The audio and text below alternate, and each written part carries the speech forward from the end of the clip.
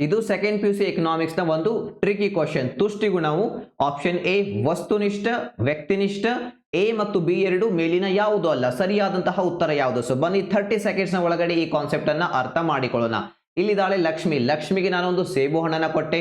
So ಲಕ್ಷ್ಮಿಗೆ ಸೇಬು ಹಣ್ಣು ಅಂದ್ರೆ ತುಂಬಾ ಇಷ್ಟ. ಸೊ ನಂತರ ನಾನು ಕೇಳಿದೆ, ಲಕ್ಷ್ಮಿ ಸೇಬು ಹಣ್ಣಿನಿಂದ ಎಷ್ಟು ತುಷ್ಟಿಗುಣ ಸಿಕ್ತು? ಲಕ್ಷ್ಮಿ ಹೇಳ್ತಾಳೆ, ಸರ್ ಮಸ್ತ್ ಮಜಾ ಐತ್ರಿ, 50 ತುಷ್ಟಿಗುಣ ಸಿಕ್ತು.